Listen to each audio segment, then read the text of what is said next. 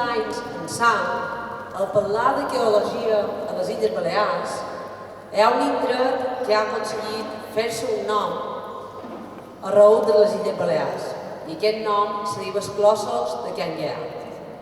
Això és gràcies a la feina de gent que hi ha al darrere, arqueòlegs, voluntaris i els amics dels Clossos. Hi ha altres jaciments amb més anys d'investigació que no han aconseguit fer d'aquesta massa social de suport a l'esquivada. Però a més, ara i aquest és el segon any. Els amics dels Clossos fan feina per situar Felanitx dins el mapa del mestratge arqueològic. Ho fan amb aquestes converses d'arqueologia de la Mediterrània i Turotet. Vull aprofitar per donar l'enhorabona als organitzadors, ja que si l'any passat semblava que havíem arribat a dalt de tot de l'arqueologia en la presència d'Eduard Carbonet, aquest any tornem a caminar pels dilguts, en aquest cas de l'antic Egipte, en la presència d'Alejandro Jiménez. Des de l'Ajuntament som conscients, i ho som bastant, del valor educatiu i social que tenen aquestes xerrades i que té el treball, la difusió d'aquests. I per això, costi el que costi, esquivarem les pedres que siguin necessaris. No sé si serà a la tercera conversa, però sí que acabarem aquestes converses dins un auditori perquè mos ho mereixem.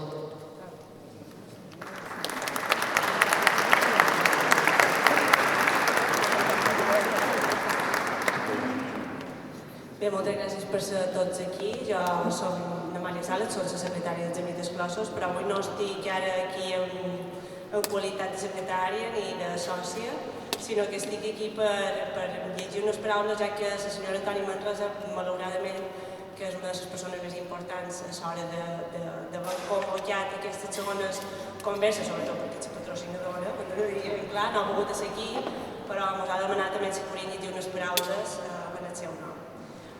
En nom d'Inturotel, benvinguts a la segona edició de Converses d'Arqueologia Mediterrània Inturotel. Primer de tot, vull disculpar-me per la meva absència i agrair profundament al doctor Jiménez haver acceptat la nostra invitació.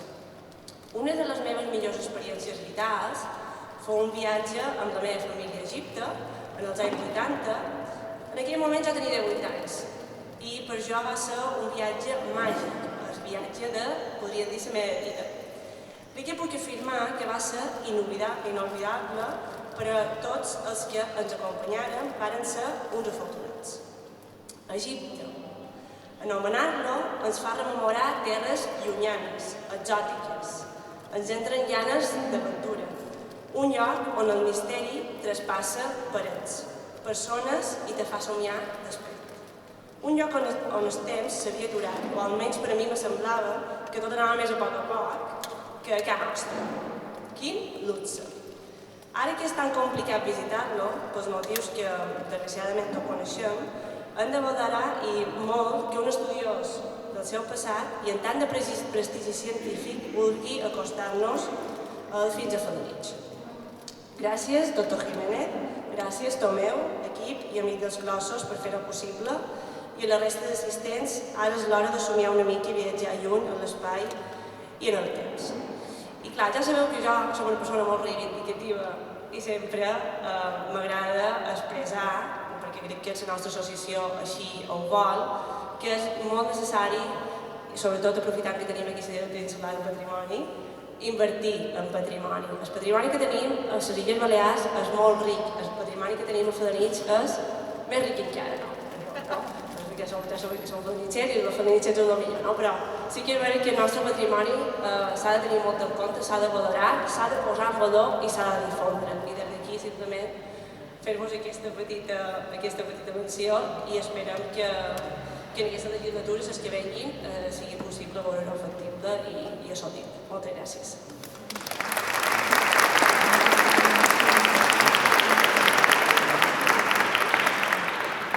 Bé, Jo intentaré ser breu, perquè avui l'estrella no som nosaltres, sinó que és el Doctor Jiménez, en qui vull agrair molt haver vengut a veure-nos i a il·lustrar-nos de la feina que fa, que jo pensava dir qualque cosa de la seva feina, però crec que de la feina no diré res i vos ho mostrarà ell amb imatges i en el seu bon xerrar.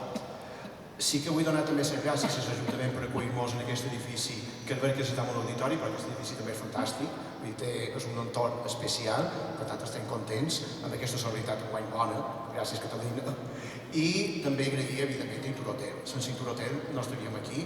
Jo aquests dies he escrit un article de Felanitx i ja estic allà com se va succeir aquesta col·laboració i la veritat és que fa possible una de les meves aspiracions més importants, que és conèixer gent com el Doctor Jiménez, i la veritat és una gran experiència vital. I sí que estem, com ha dit tant la Catalina com l'Amàlia, posant Felanitx en el centre de l'arqueologia mediterrània. I és gràcies a xerrades com aquestes, però també a la investigació que feim a Closos des de fa tants i tants anys. També vull agrair a la directora general, la Isabel Arnau, el Fongut, moltes gràcies perquè dona idea de suport de les institucions. I ara ja vaig xerrar una mica de la carrera professional de Doctor Jiménez, que m'ha donat permís per dir-ho en català perquè diu que l'entén, per tant, faré aquesta petita introducció en català. Ell va llicenciar a la Universitat de Jaén el 1996, després va fer doctor en 1998 i després, com molts companys meus, el cas que m'ha tocat jo, se'n va d'anar a l'estranger, perquè la formació i sobretot la possibilitat de poder fer feina aquí amb investigació era pràcticament nul·la. I per tant se'n va anar a Londres i va estar molts anys a Londres formant-se, que és vera que sortir fora va molt bé, el problema és llavors tornar. Però la veritat és que hauríem de prendre model d'Andalusia, perquè ell m'ha contat que encara m'acosta creure-ho, que va fer, en la comunitat d'Andalusia va fer una espècie de crida als científics andalusos perquè poguessin tornar a Andalusia. I ell, dins aquests plans, va poder tornar a Jaén, que era que seva, i allà, de no res, d'una arena del desert, realment, va muntar tota una estructura lligada amb Egipte, realment espectacular. I jo crec que això és importantíssim. I a part del que mos pugui dir o no, jo crec que el mèrit més gros del Doctor Jiménez, això és una cosa personal, és haver muntat aquesta estructura i avui en dia Egipte, a Jaén, és un dels llocs, Jaén, punters en recerca d'arqueologia egípcia en el món. I jo crec que això és important. I si no, jo crec que també una cosa interessant del Doctor Jiménez és la difusió. Supos que més d'un de vosaltres l'heu vist en el documental de National Geographic, i no és casualitat. I National Geographic no filma a qualsevol persona, filmen els que fan la feina ben feta. Jo crec que això ha de quedar clar. Després és director d'un projecte molt important, que me la parlarà ell, que és Cubet el Hawa, quan tenim aquí darrere. Ha escrit més de 11 llibres, més de 100 articles, i està ficat a 7 projectes i més de massa. Per tant, vaja, en el capdavant de la recerca científica. Hi ha una cosa que no en xerraré avui, però sí que m'agrada, això sí que ho vull puntualitzar, precisament perquè no en xerrar avui, que és que jo vos aconsello que cerqueu per internet, que ho trobareu, un article seu allà on demostra moltes paraules de l'antic Egipte, les paraules que xerraven els faraons i els pagesos d'Egipte, que estan dins la nostra llengua. Ell va fer un article dient que estan en la llengua castellana, però resulta que, evidentment, català i castellà són llengües germanes, i també és el nostre. I bon, a post 4, i supos que quedareu com jo vaig quedar en els cabells drets. Lleó, oasis, barca i paper. Aquestes 4 paraules que són tan nostrades, i no són nostrades. Fa 4.000 anys ja se deien. I jo ho he pres gràcies a ell, per tant, gràcies per aquesta experiència de llegir això que me n'avanis informar. I res més, això, escolteu-lo i, bueno, saber no ocupa lloc, i moltes gràcies per haver vengut, i l'any que ve ja vos donen la sorpresa d'aquí ve, perquè evidentment això tindrà continuïtat. Moltes gràcies.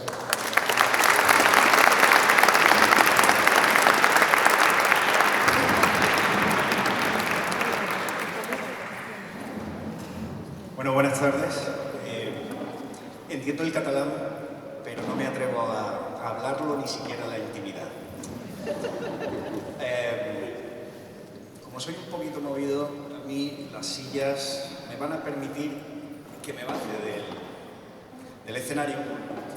Y lo mismo con este micrófono me arranco a cantar, pero bueno. No, en primer lugar, hablando seriamente, me gustaría agradecer a Inturhotel por la iniciativa de sufragar los gastos de este tipo de eventos y de todo lo que está relacionado con el patrimonio. Me alegra mucho que el Ayuntamiento tenga muy claro que el patrimonio es un bien en el que invertir a futuro en el desarrollo del turismo de calidad que, hablando hoy con Tomeu, pues hay que desarrollarlo aún más, teniendo, como se ha mencionado aquí, el patrimonio que tiene en Mallorca y en general toda la isla Baleares.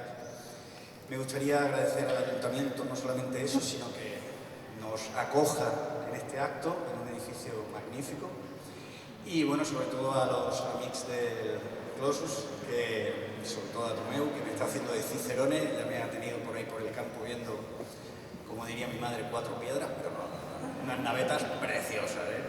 Además que hemos estado ahí discutiendo algunas cositas y yo estoy aprendiendo mucho. Realmente soy un ignorante completo acerca de la prehistoria de las Islas Baleares y estoy disfrutando como un enano porque estoy aprendiendo, ¿no? Así que nada, muchísimas gracias a los tres, a Inturhotel, al Ayuntamiento y a Mix del Closes por esta oportunidad. Y bueno, espero no aburrirlos, ¿vale? Porque el tema no es fácil. Egipto es muy atrayente, es muy estético y tiene ese aire de exotismo que a todos nos atrae, más o menos. Entonces yo me he venido con toda la artillería, me he venido con todas las fotos chulas que tenemos, ¿vale? Digamos que va a ser un resumen de nada más y nada menos que 15 años de excavaciones que llevamos realizando ininterrumpidamente en Egipto. Increíblemente pudimos hacerla durante la época de la crisis y todavía no sé cómo. Bueno, sí, muchas noches sin dormir, muchas puertas que llamar, pero bueno, lo hemos conseguido. Y les voy a hablar de una familia que estaba por debajo, simplemente tenían por encima al faraón y a la familia real. Y eran los que gobernaban la frontera sur de Egipto, ¿vale? Pero antes de comenzar, como es ser bien nacido, ser agradecido es ser bien nacido es ser buen agradecido, ¿vale? ¿Me entienden? A lo que vamos. Gracias a estas instituciones, pues hemos podido sufragar los gastos de la excavación, que no es barato. Y bueno, les anuncio, el lunes me voy a Egipto, que vamos a firmar un proyecto con la Unión Europea, junto con el Museo Egipcio de Berlín, que están excavando, son nuestros vecinos del norte, para comenzar a mejorar las condiciones de acceso para los turistas de los sitios donde trabajamos ambas misiones. Y bueno, es una cantidad importante de dinero. Me voy a pegar un viaje me voy el lunes, vuelvo el miércoles, no digo más, a 40 grados que me voy a encontrar. Va, increíble. Pero bueno, y nada, agradecer a todas estas instituciones que nos hayan permitido pues barrer el desierto, ¿vale? Bueno, ¿dónde estamos? Como les he dicho, la familia a la que vamos a ver y que vivió hace cerca de 4.000 años, pues tomó el poder de la frontera sur de Egipto.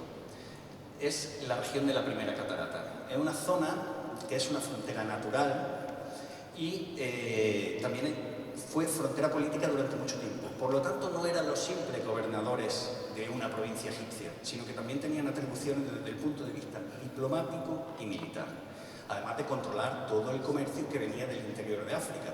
¿Y qué venía del interior de África? Pues venía madera de ébano, por cierto, palabra en catalán supongo que ébano es también, bueno, pues en castellano viene del egipcio, seguro que en catalán también. Y sí, ¿no? Claro.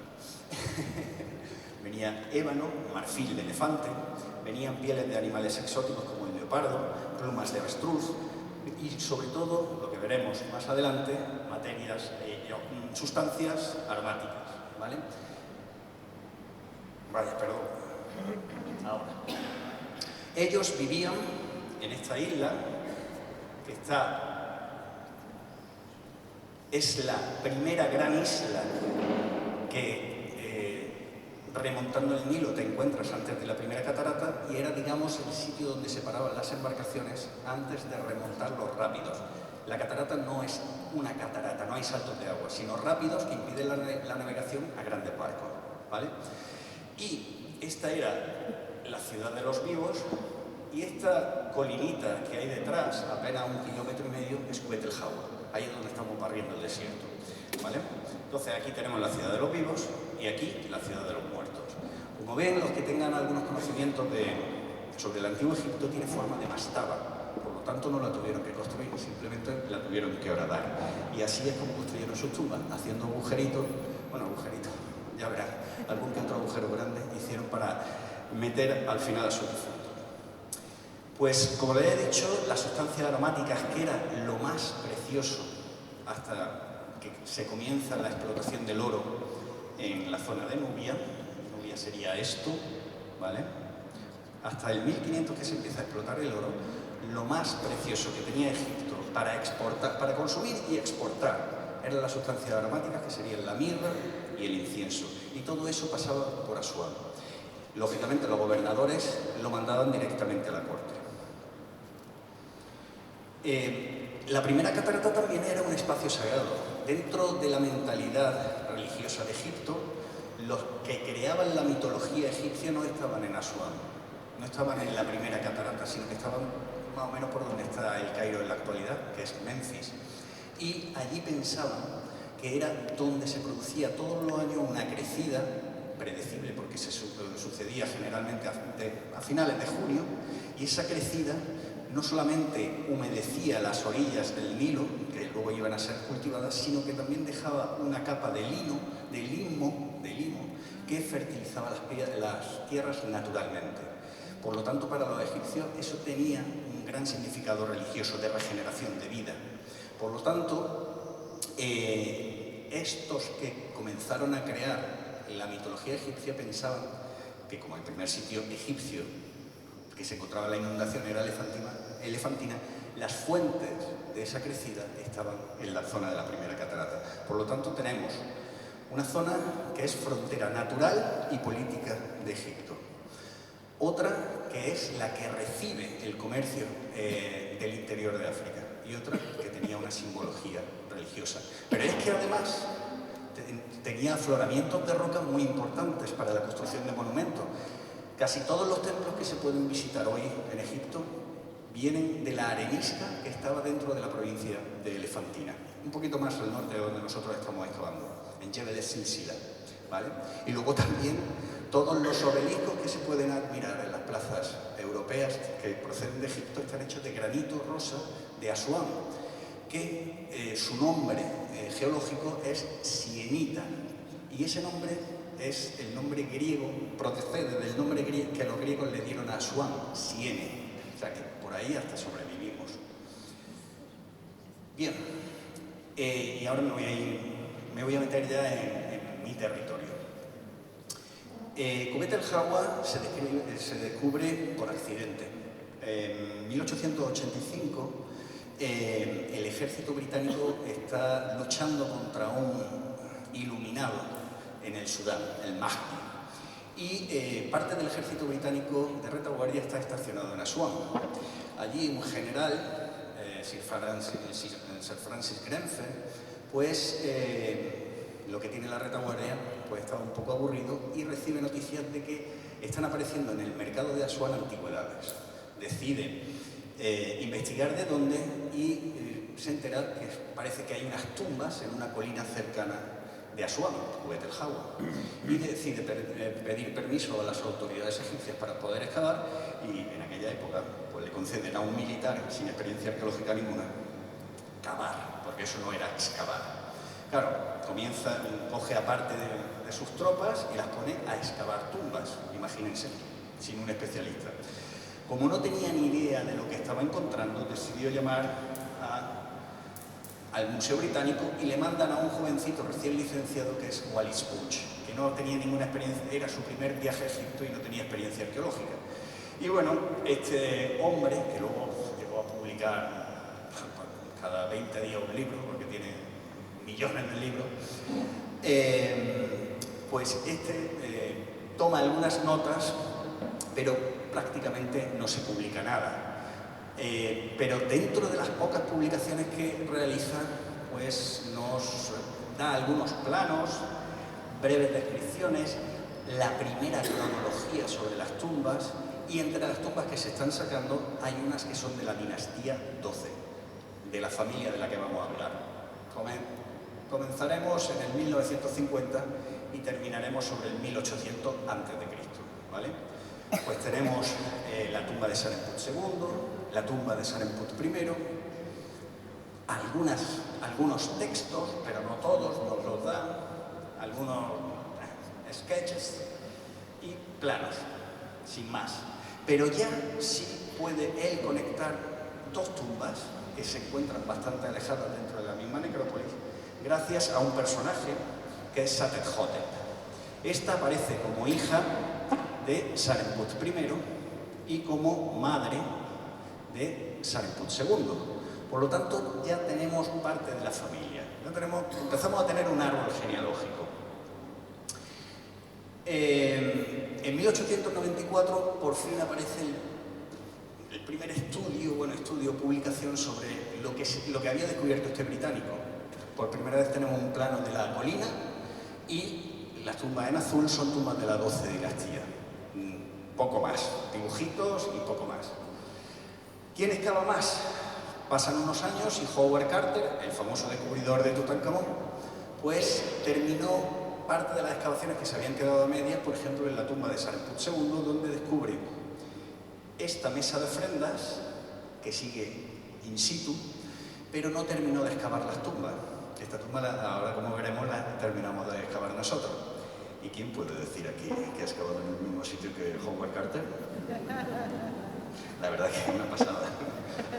Todavía no me lo creo.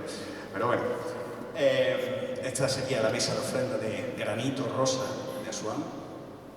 Y bueno, otro personaje importante dentro de esta historia es Labib Habashi, uno de los primeros egiptólogos egipcios que tuvo la suerte de descubrir un santuario en la isla de Elefantina, no en Kubet el Jawa.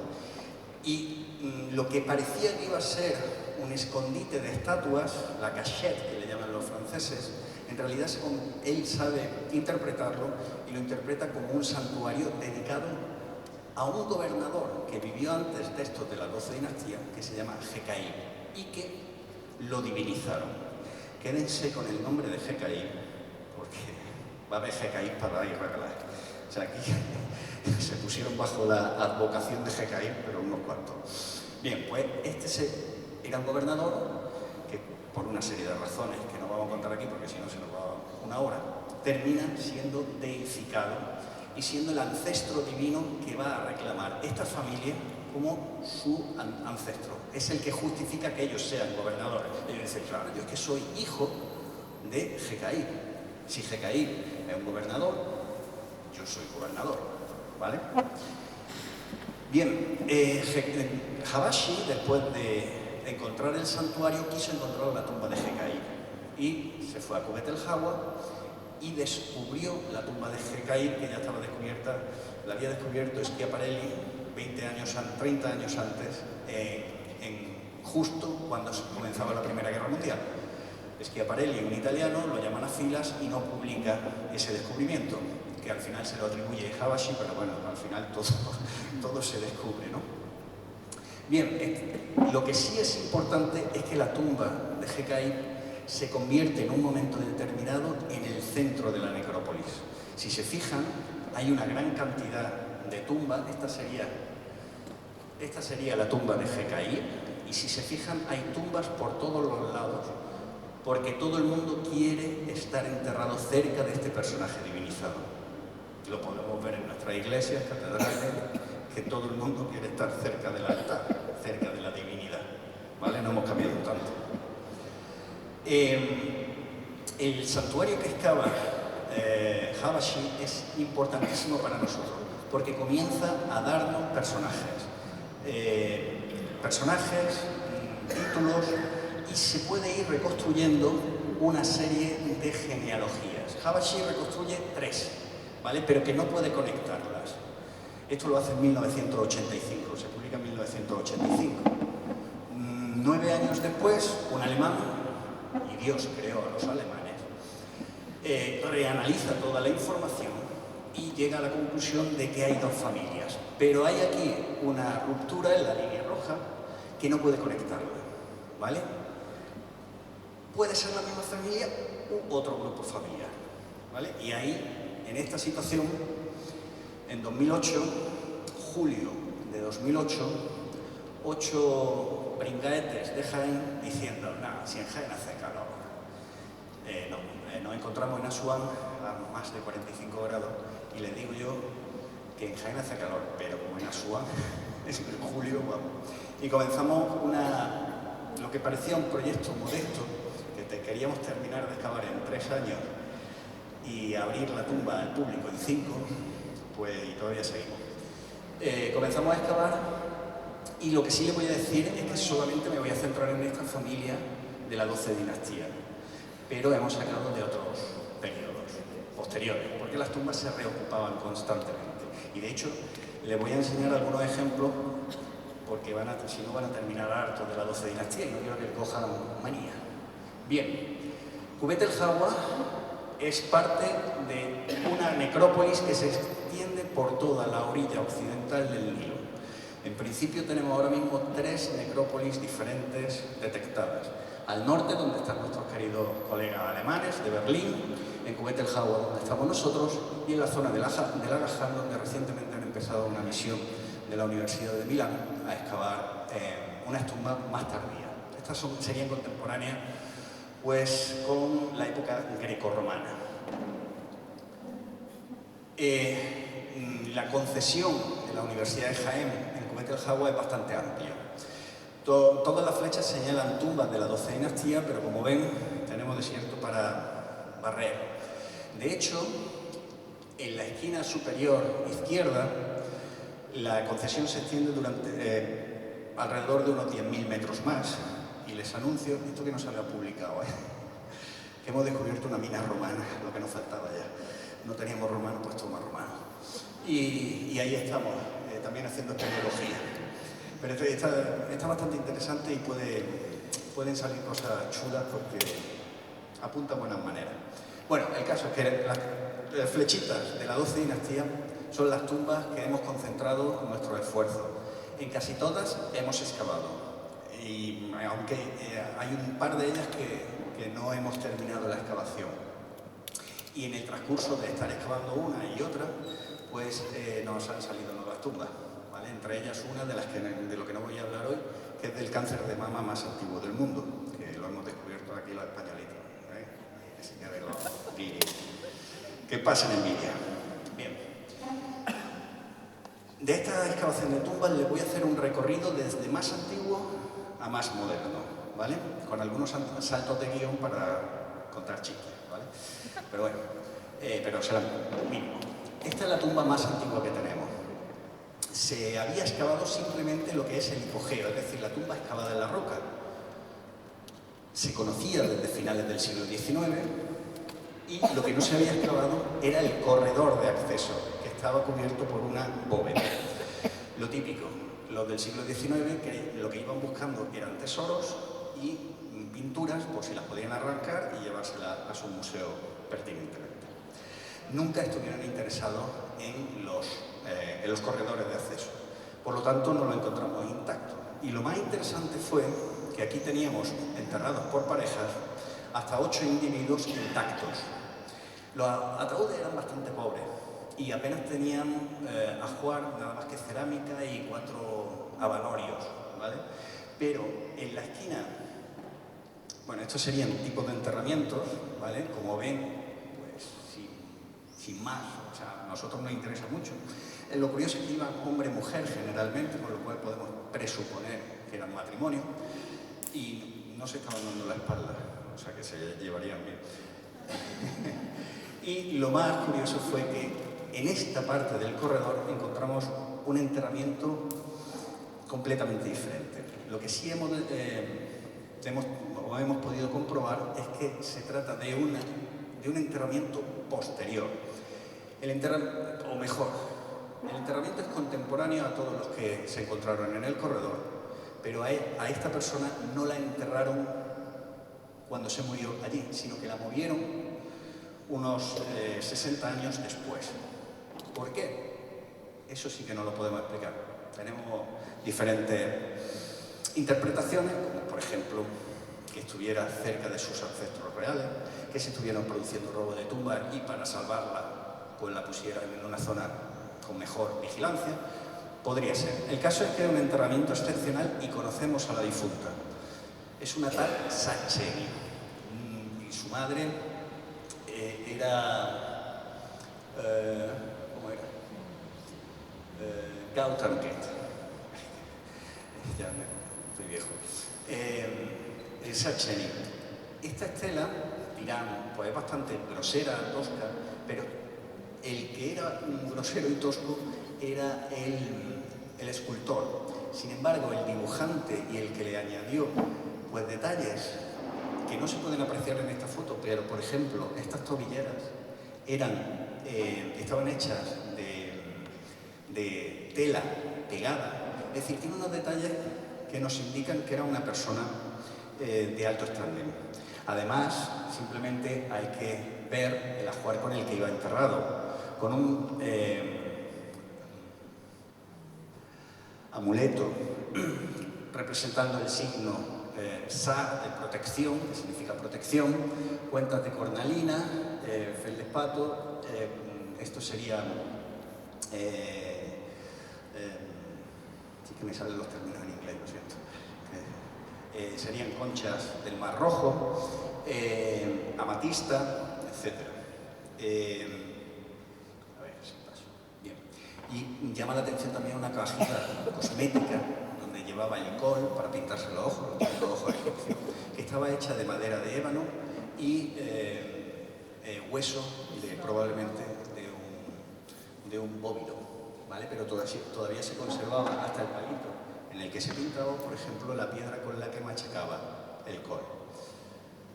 Bien, vamos a dar un salto de unos 70 años y nos vamos a ir a la tumba que casi termina de excavar Howard Carter. Es una tumba que estaba abierta al público, que yo había visitado 80 veces, y como estábamos excavando la tumba vecina, pues, íbamos a excavar uno de los pozos funerarios, dije, bueno, pues vamos a ver cómo son los pozos funerarios de la tumba que supuestamente está terminado de excavar y así sabemos lo que nos espera. Bien, pues cuando por fin conseguimos los permisos para entrar en esa zona, estaba con una reja, nos encontramos que esa zona nunca ha sido excavada, con lo cual tenemos que excavar y ahí excavamos la tumba. Esto era lo que se conocía de la tumba, básicamente. La zona del pozo tenía que estar... La zona del pozo tenía que estar aquí. ¿Lo ven? Aquí empezaba. Te asomabas y veías un poquito de suciedad, pero parecía que estaba excavado. No estaba excavado. Después de la excavación de esto, lo que sí pudimos ya reconstruir, tuvimos que excavar muchos escombros que había en toda esta zona y salieron elementos bastante interesantes. Estaba todo saqueado, pero sí salieron restos del ajuar. Bueno, esto es una imagen en escáner 3D, la representación real tal y como es. Salieron imágenes, objetos tan interesantes como restos de maquetas que se utilizaban a principios de la 12 dinastía para representar escenas de la vida cotidiana. Veremos más maquetas después. Algunos restos de un ataúd con inscripciones religiosas, en este caso el libro de los textos de los ataúdes, e incluso nos salieron restos del ataúd completamente destruido de Sareput II, del gobernador. Era madera de cedro importada del Líbano, que tenía un grosor de 15 centímetros y estaba en este estado. Es decir, esto junto con otras cuestiones nos está haciendo pensar, o comenzamos a pensar en ese momento, que probablemente la destrucción no fue para robar el ajuar, sino que hubo una destrucción intencionada de la memoria de esta persona. Pero todavía necesitamos más. E incluso el ataúd interno de Sareput II, ¿vale? Los egipcios enterraban como si fueran las muñecas rusas. En este caso, dos ataúdes. El exterior de 15 centímetros de grosor, madera de cedro del Líbano. El ataúd interior, madera de cedro del Líbano, policromada, de unos 5 centímetros y medio de grosor.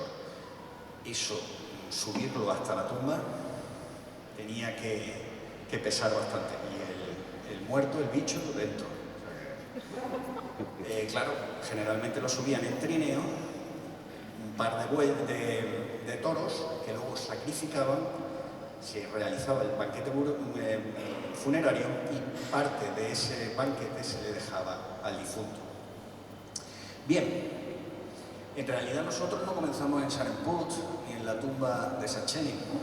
En 2008, ese veranito tan fresquito que pasamos allí, comenzamos en esta tumba, que es la tumba 33, que nadie había querido excavar porque estaba quemada, estaba todo destrozado y nadie quería arriesgarse a poner dinero en un sitio donde probablemente no había decoración parietal y seguramente estaba todo saqueado. Así que, claro, se la ofrecieron a unos tonticos de Jaén y ahora verán lo que salió. Bien, sabíamos que era de la 12 dinastía por la arquitectura. Como ven, hay paralelos, el de Saremput II, la QH30, que es de Gekaib II, que ya sabe, esa sí se había excavado prácticamente completa, nos queda un poquito. Estaba claro, pero no sabíamos si era de principio o de finales de la 12 dinastía. También el plano de las tumbas, la 30, la 30, que sería esta, la de Saremput II, que sería esta, la 31, la 32 y la 33, todo indicaba que estábamos ante una tumba de la 12 dinastía. Bien, este es el aspecto del primer día de excavación y del fresquito, y esto es la imagen final. De la puerta solo se veían 40 centímetros, hicimos una estimación. Lógicamente los que trabajamos en arqueología sabemos que las estimaciones nunca se cumplen. Pensábamos que la puerta iba a tener 2,5 metros de altura y al final tenía la puerta más alta de toda la necrópolis, 5 metros. Imagínense la cantidad de tierra, de arena que tuvimos que mover. Y contiene el patio que está sin terminar de extraer, más grande de toda la colina. Es que encima nos tocó la más grande. Bien, cuando comenzamos la excavación, en el exterior salieron cosillas, pero voy a ponerlo chulo. Antes de llegar a los niveles de la 12 dinastía, pues nos encontramos reocupaciones de gente que no tenía nada que ver con los de la 12 dinastía, pero que sin embargo al ver el monumento dijeron, pues yo quiero que mi enterramiento esté asociado con gente importante del pasado. Y se metieron, hemos contado hasta 300 individuos solamente en la sala de los pilares. Aunque todo estaba quemado, debajo de esos pues, encontramos hasta un fragmento de papiro del Libro de los Muertos, un escarabeo nombrando al rey Tutmosis III, alguna que otra inscripción que nos dice quiénes eran esas personas que se enterraron, que reocuparon la tumba. En este caso sería un escriba que se llamaba Maani, y bueno, pues algunos restos de típicos enterramientos de finales del segundo periodo intermedio, principios del Reino Nuevo. Esto era lo que encontrábamos, una masa de ceniza, ¿vale?, con algunos enterramientos intactos que se quemaron por encima nada más, y luego este material de ceniza tenía cerámica, esto era lo típico, para que se hagan una idea, cerámica, cráneo, cerámica, así, o sea, si no sabía 300 tíos. Bueno, incluso hemos podido documentar cuándo la tumba sufrió el incendio. Fueron saqueadores que en torno al 450 a.C.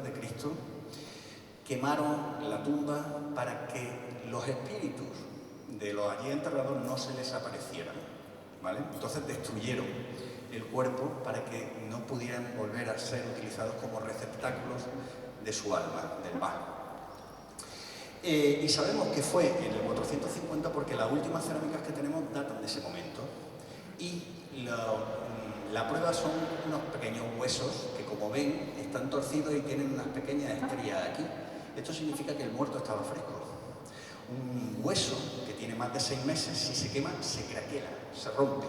Sin embargo, cuando está fresco el muchacho, pues lo que hace es torcerse, ¿vale? Por tanto, pudimos determinar cuándo se produjo ese incendio. Bien. El mismo primer año de excavación, cuando se nos venía el mundo encima porque aquello era más grande de lo que pensábamos y no teníamos un duro. Además, a mí cuando me ofrecieron la excavación me dijeron, ¿tiene usted dinero? Y dije, yo sí, todo el que quiera. Ya claro, cuando ves que tiene una tumba muy grande que va a tardar mucho, pues se me vino el mundo encima. Pero bueno, la campaña terminó cuando nos dimos cuenta que en el interior había algo raro sobre la superficie. Imagínense que está todo cubierto de arena y por un lado de la tumba aparecen como unos adobes. Pues cuando quitamos esos adobes nos encontramos nuestra primera cámara intacta. Y dirán, joder, está todo roto. Sí, pero es intacta, ¿vale? Las termitas estuvieron allí, pero está intacta. Bueno, en definitiva, era una reocupación del año entre 600 y 550 a.C., en el que había enterrado 3 personas. Este ataúd que se ve aquí es de un niño que se llama Joruja, ¿vale? Que murió en torno a los 9 años de edad. Entre Satetjotep, que es la que estaba debajo de Joruja, no sabemos si era madre, hijo o si había algún tipo de conexión familiar, llevaba una pequeña botellita que se le llama las botellitas de Año Nuevo y solían tenerlas guardadas aguas de la inundación del Nilo y servían para que el difunto, en este caso la difunta, lo utilizase para renacer en el más allá. El Nilo, la crecida del Nilo, significaba el renacimiento. Pero bueno, no hemos venido aquí a hablar de eso del 600 a.C., hemos venido a hablar de los más antiguos, de los que construyeron las tumbas, ¿vale? Habíamos descubierto esta cámara intacta aquí, ¿vale? Nos dimos cuenta que en la tumba de Saremput II había una situada a la misma altura, pero es que había una segunda cámara. Esta estaba completamente cubierto. ¿Seguiría el mismo esquema que la tumba de Saremput II? Bingo. Eso fue muy chulo. Era un enterramiento intacto de la 12ª dinastía. Si se fijan, tiene los bloques perfectamente cortados para sellar una cámara. Bueno, esto lo descubrimos en 2012, pero hasta 2015 no pudimos excavarlo. Lo mismo que la de 2008 hasta 2013 no la pudimos excavar. Primero había que retirar la arena de delante, ¿no? Y cuando abrimos la cámara, pues nos salió un enterramiento. Un enterramiento, y aquí pueden ver la estructura perfectamente. Un ataúd exterior machacado por las termitas de madera de cedro del Líbano, y en el interior tenemos otro ataúd de madera de cedro. Ven que hay diferencia de color, porque la conservadora nada más abrirlo dijo hay que ponerle aquí un poquito de consolidante porque se nos pueden caer las pinturas, ¿vale? El problema es que no venía aquí el nombre del difunto, bueno, en este caso ponía difunta.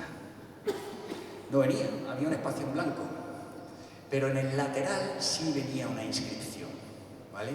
Que nos decía, el venerable sacerdote, el venerable ante Osiris, el sacerdote, ¡pum! Y se cortaba el nombre. Frustrante. No sé, sabíamos que era sacerdote, pero se había quebrado la parte inferior de ese ataúd. Bien. El ataúd interior, como les digo, era femenino. Todo estaba dedicado a la venerable ante Nut, la venerable ante el dios Geb, pero aquí venía algo que era raro. Parecía el verbo duá, que es adorar, pero no pintaba nada ahí. Y nos dimos cuenta que era la forma de escribir un nombre, que era Gema. Entonces tenemos a la venerable ante Geb, Gema. Nombre de tío. Y luego, efectivamente, cuando sacamos la momia, pudimos comprobar que era un hombre. O sea que, en fin, de estas cosas que pasan, se quedarían sin ataúdes y cogieron el que estaba preparado para la abuelita y dijeron, pues para Gema. Además, este Gema murió en torno a los 23 años, ¿vale? Por lo cual podemos suponer que fue una muerte inesperada. Entre los pocos objetos que tenía de su ajuar, hay que señalar esta maravilla, que es una daga hecha de bronce. El bronce sería la hoja, plata, probablemente ébano. No hemos querido sacar ninguna muestra, pero bueno, es una madera tropical, según la antropóloga, y marfil de elefante. Es decir, una auténtica obra de lujo. Miramos el microscopio y los bordes no habían sido nunca utilizados. Era un objeto ritual que se preparó simplemente para el más allá, o era un objeto de rango que simplemente adornaba la cintura de este personaje y que la utilizaba pues, los domingos para ir a misa. Pues, eso nunca lo podremos responder. Bien, una de las cuestiones curiosas de la tumba 33, hemos estado aquí viendo a nuestro amigo Gema, es que, a diferencia del resto de las tumbas de la 12 dinastía, la tumba 33 tenía dos espacios dedicados a poner la estatua del gobernador. Dos. Entonces, claro, dijimos, no puede ser, esto será para la mujer que, en fin, que tendría bastante influencia sobre el gobernador. Pero lo que sí casi estábamos seguros es que debajo de este nicho había un enterramiento, seguro. Pensábamos en un primer momento que podría ser la mujer del gobernador. Y cuando excavamos, efectivamente confirmamos que había pozo, pero ya nos dimos cuenta, si ven las piedras, estaba tocado. Lo habían saqueado en la antigüedad. Maldición. Bueno, seguimos excavando y en vez de encontrarnos una cámara funeraria, nos encontramos dos. La cámara este, que es la que le voy a contar primero, que fue la primera que excavamos, y luego la cámara oeste. Le adelanto, la cámara este, tocada. La cámara oeste no estaba tocada. En la cámara este, pues nos encontramos un enterramiento, pero saqueado, pero muy poco. Habían entrado una vez y a la difunta le habían quitado algo que tuviese en el cuello, porque le faltaban las vértebras cervicales y le faltaban los antebrazos, es decir, un collar y probablemente pulseras. El resto, además, seguía in situ. Y logramos conseguir su nombre, que ya he mencionado anteriormente a una Gaut Anuket, pues esta también se llamaba Gaut Anuket. Esta es Gaut Anuket III. Ya me van a ir conociendo la familia. Bien, pues, segunda, perdón. Esta es nuestra Gaut Anuket, y entre los objetos que llevaba, pues, un reposacabezas de una madera tropical que hasta hace poco ha estado bajo custodia del gobierno egipcio porque nos robaron el almacén durante la primavera árabe, y ya tenemos acceso a él, y entonces podremos analizar qué tipo de madera tropical es. Parte del ajuar, y aquí comenzamos a darnos cuenta que esta gente, o sea, si Gema no tenía oro, esta tampoco tenía, bueno, podría haber llevado oro, pero nos encontramos restos de esos jarques que eran unos pequeños vasos de calcita, el alabastro egipcio, que probablemente contenían óleos, y era el principal objetivo de los saqueadores de tumbas. Los perfumes, óleos para tratar la piel y demás, tendría que tener tanto valor en el mercado negro, sería muy fácil colocarlo, que los tíos excavaron el pozo de 5 metros para poder sacar eso de beneficio. Lógicamente lo metieron probablemente en un odre de piel o lo que fuera y tiraron los vasos. Y eso fue lo que nos encontramos. Así hemos podido hacer este bodegón tan bonito. ¿Vale? Una vez que nos salimos de la cámara de Gaut Anuket, cuando llegamos al fondo del pozo, nos encontramos lo que para mí es el descubrimiento más importante que hemos hecho. Es una fuente con una inscripción en hierático, que es la cursiva de los jeroglíficos, que pone la hija del gobernador Sacheni. Otra vez Sacheni. Esta sí es Sacheni quinta, ¿vale? Es decir, y estaba junto a la cámara que está debajo del nicho para la estatua. Fue un presente que dejó la hija del gobernador, Sacheni, para alguien que estaba enterrado ahí. Sabemos que esta tuvo al menos 2 hijos. Uno que se llamaba Jecaip III, gobernador, y otro que también fue gobernador, su hermano que le sucedió, que era Amenesenep. Entonces comenzamos a pensar que, bueno, a lo mejor no íbamos a encontrar un gobernador ahí enterrado. La cámara, como digo, estaba intacta, pero había entrado escombros al rellenar el pozo. El ataúd que lo cubría estaba completamente machacado por las termitas en la antigüedad. Pero bueno, conseguimos sacar el cuerpo, que estaba en su posición original, y un trocito, bueno, con su cartonaje, reproduciendo el color del oro, que es la carne de los dioses, y pudimos un fragmento de su ataúd que ponía un nombre, Jecaip. Y este Jecaip no podía ser otro que Jecaip III, el gobernador. Lo más curioso es que tras el análisis por parte de los antropólogos forenses de la momia, en la estatua ven que Jecaip III tiene una espalda fuerte, recia. La momia nos dijo que el pobre se murió a los 28 años y sufría una escoliosis que no levantaría más de esto la cabeza. Es decir, la idealización del arte egipcio, ¿vale? Versus realidad de la arqueología.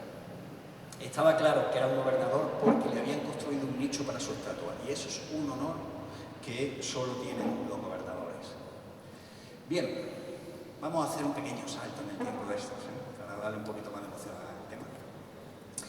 Y seguíamos excavando fuera, estábamos fuera, dentro, y fuera pues nos salió otro enterramiento intacto que, de nuevo, machacado por las termitas. Pero nos pasamos 4 campañas extrayéndolo porque fíjense la calidad. Estas son las primeras fotos que veíamos. Pudimos abrir un poquito y ver el interior. Lo primero que hicimos fue foto y esto fue lo que vimos. Y nos dimos cuenta que la decoración de este ataúd era tan alucinante que merecía todos los esfuerzos para poder sacarlo.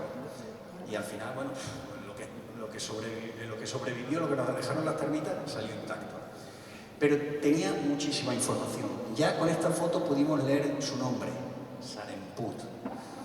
Lógicamente este no es un gobernador, pero seguro que es de la familia de estos gobernadores, ¿vale? Porque no es un nombre que lleve uno que no sea de la familia, es un nombre familiar, que hace referencia precisamente al dios deificado, al gobernador deificado, Jecaip, ¿vale? Que significa el hijo del que tiene años. Y bueno, Sacheni, ya le avanzo, que es la hija del venerable Jecaip, ¿vale? Todos los nombres de esta familia hacen siempre referencia, son muy pesados. En fin,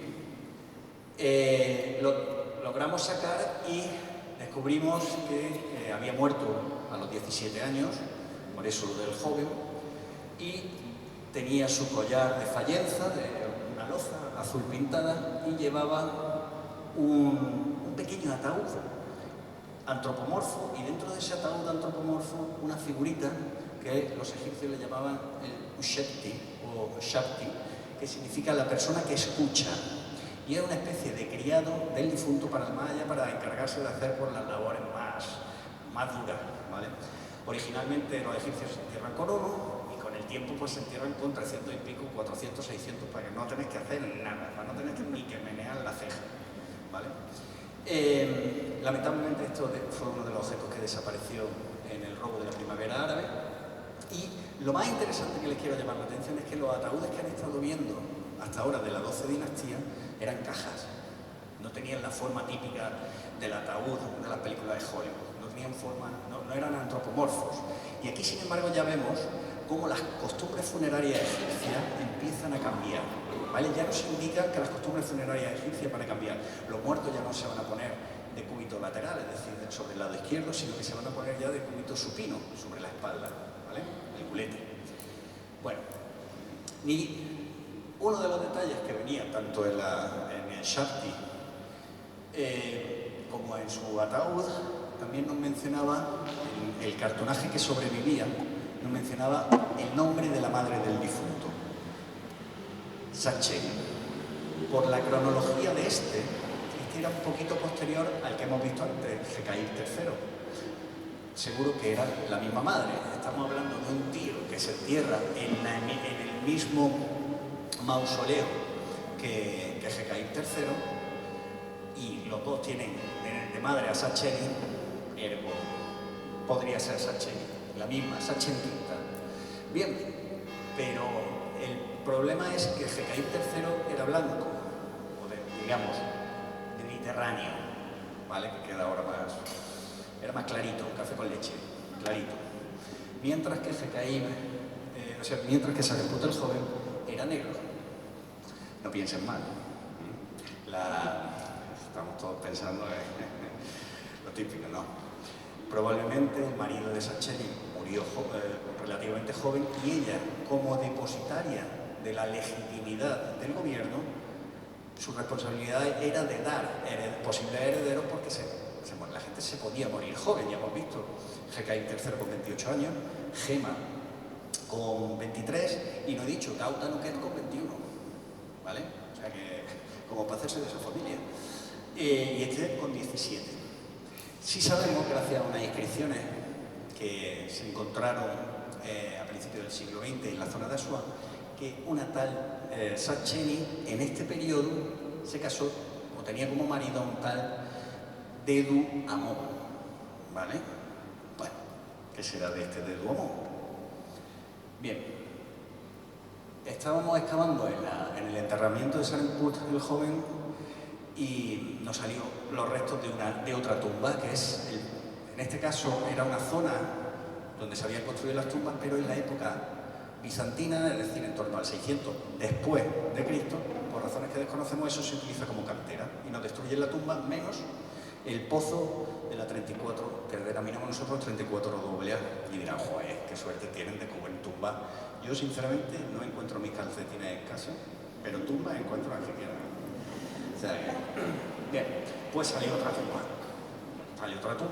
y cerca de la boca del pozo, que luego llegó a tener 9 metros de profundidad, encontramos una cámara saqueada, pero con un fragmento de ataúd, y créanme que pude reconstruir el nombre y me salía Dedu Amon.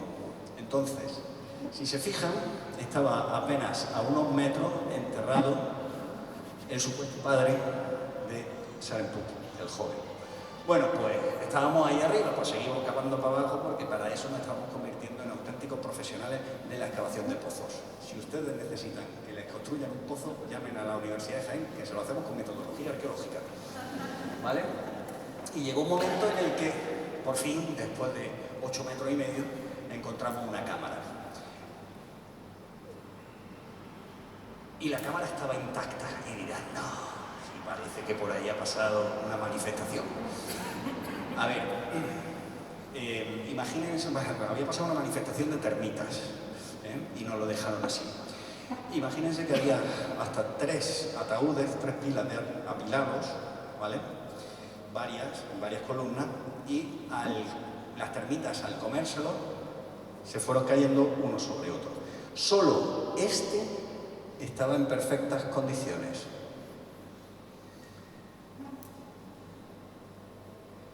Y aquí, un minuto antes de que desapareciera esta inscripción, porque la arena comenzó a taladrar, y lo poco que quedaba, culpa mía, por querer leer la inscripción, esta es la única foto que sobrevive en la prueba, pues encontramos quién era la propietaria, y era Sacheni, ¿vale? Y este es su ataúd. Entonces, pues tenemos ya la familia reunida. Tenemos a Jekaír en la 33, fuera de la 33 es Sareput el joven, el pater, el último que lo enterraron arriba, y la mater en el fondo del pozo junto con otros, seguramente personas de su entorno, probablemente familiares. Junto a Sacheni estaba lo que le llamamos el extraño caso de Ducheni. Ducheni en este caso es un nombre masculino, ¿vale? Entonces era un ataúd bellamente decorado, pero que estaba en el estado que ustedes están viendo, pues hecho polvo. Entonces creíamos que allí íbamos a encontrar a De Lucchini. Y nos encontramos a una mujer que llevaba este cartonaje. Era una mujer joven, en torno a 19-20 años, y la explicación, luego descubrimos que este De Lucchini, por otras inscripciones, tuvo una larga carrera administrativa. La explicación que tenemos, que probablemente fue familiar directo de Lucchini, y cuando ella se murió, él le cedió su ataúd para que ella pudiera acceder al más allá de acuerdo con las costumbres funerarias egipcias. Bien, pero la 33 no la habíamos terminado. Como se acuerdan, que habíamos tenido un pozo de 5 metros, GKI tercero, pero había otro pozo más grande. Otro pozo más grande que cuando llegamos la primera vez medimos 9 metros de profundidad y estaba cubierto de escombros. Entonces, pues nada, empezamos a excavar un pozo de 9 metros con 2 motores, comiendo polvo a mansalva, sacando material de saqueo a punta pala, y por fin apareció la cámara funeraria. Bien. ¿Y qué había dentro de la cámara funeraria? Otra cámara intacta. Sí, todo roto, pero intacto. ¿Vale? Vale. Enterramientos contemporáneos a los primeros que hemos visto, que sacamos, el niño Jorulla, 600 a.C., gente de una posición social de un segmento intermedio, se podían pagar su ajuar, pero probablemente no tenían recursos para construirse su tumba o la influencia para tener el permiso del rey para construirse su tumba, y utilizaron tumbas anteriores.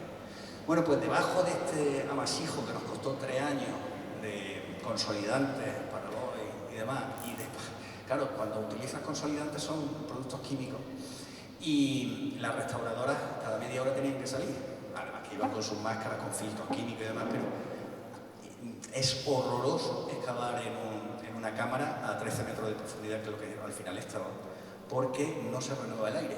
Entonces se condensa la humedad rápidamente y empieza a sudar, aunque fuera, ya trabajamos en invierno, pueda haber 21 o 22 grados, abajo está sudando por el chorro, y luego encima no se renueva el aire. Entonces tenían que salir de vez en cuando, dejar aquello, y hasta el día siguiente no volvían a empapelar a nuestros compañeros. Bueno, aquí tienen algunos detalles antes de que se consolidasen. Al final han salido todos. Muy bien, salió. Estamos orgullosos. Nos inventamos hasta un mecanismo para sacarlo barato, porque ya saben que la investigación española no goza de mucho. Pero ahí estamos, inventando. Esto un alemán no lo saca. ¿Vale? Bueno, pues debajo de esto comenzamos ya a tener los restos de los que se enterraron originalmente allí. Y lo único que encontramos debajo del enterramiento original del supuesto gobernador que construyó la tumba, porque GKI III se murió de repente y dijeron, ¿dónde lo enterramos? Pues en esta que hay aquí. ¡Pum! Y le hicieron su pozo y lo metieron. ¿Vale? Pero el constructor original, lo único que sacamos con algo de información fue esto. Su ataúd, de nuevo, estaba destruido sistemáticamente. Estaba hecho virutas. Y esto no es saqueo. Esto es una destrucción intencionada. Ya vendré otra vez y les cuento cómo van las pesquisas, pero tenemos una idea. Es que esta familia terminó cayéndole mal al faraón y dijo el faraón a destruirlo. En fin, bueno, teníamos una cámara, y junto a esa cámara donde estuvo enterrado ese gobernador, que no sabemos quién es, el hermanastro de GKI III que vivió antes, GKI Bang, también hijo de una de las hijas de Salem-Sepa II. Pues nos encontramos el inicio de una cámara, y estaba cubierta por lo que los egipcios lo cubren, que es por escombros de la construcción. No tiene ningún material, no hay cerámica, no hay hueso, estaba limpio, lo que llamamos nosotros el escombro limpio, que eso es decir, ¡guau! Tenemos algo aquí que va a salir intacto. Y tan intacto que no había sido utilizado nunca. Esta es la arqueología, el 90%, 95% de las veces, que todas tus expectativas terminan en cero. Pero bueno, fue interesante porque pudimos ya con esta cámara terminar la excavación de esa pedazo de tumba 33 que comenzamos en julio de 2008 y terminamos 10 años después, nos costó 10 años. Bien, hemos estado en el último pozo, el último pozo era esta es la tumba 33, y ahora no, aquí estaba nuestro amigo Saremput el Joven, aquí estaba Sacheri de Luchen y de Douaumont, y de nuevo encontramos otra tumba. O sea, vamos, aquí no pasa nada. Y como ven, pues aquí tenemos la fachada original y esto que había sido destruido durante las labores de cantería. Pero nos quedaba la puerta principal con un depósito de ofrendas y podíamos reconstruir el corredor y todo lo que estaba en el interior estaba completamente saqueado. Salieron cosillas interesantes, pero claro, al excavar el corredor, bueno, la puerta que teníamos, la losa que cerraba esa tumba, la habían echado hacia adelante y había entrado una gran cantidad de arena. Esa arena es la que tienen ustedes.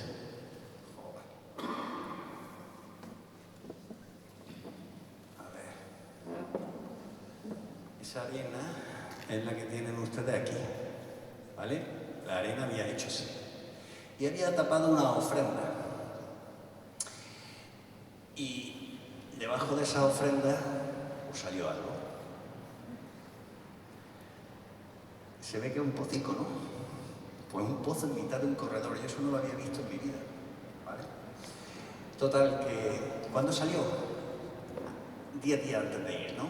Que es lo que suele pasar en la arqueología, lo bueno siempre sale al final. Y dijimos, bueno, excavamos, bueno, vamos a excavar a ver si hay algo, o a lo mejor no lo terminaron nunca el pozo. Estaba prensado con limo del río, un paquete de unos 10 centímetros, como sellando algo.